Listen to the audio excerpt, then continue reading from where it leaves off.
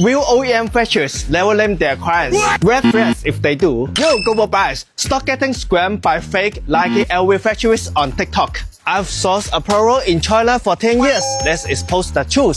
Step 1. Hunt manufacturing hubs. Innovative tech.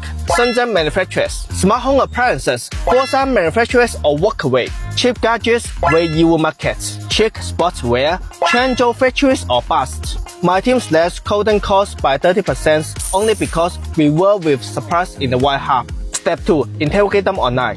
Hit them with, show me ISO 9001 certs now. How many CE or FCC patents fail? Prove your BSCI audit report. Step 3. Alibaba.com's find manufacturers function. Legit factories have 1. Certified badges. 2. 360 degrees VR factory tours. 3. Offline reports. Check the suppliers qualifications on the largest B2B sourcing platforms, Alibaba.com.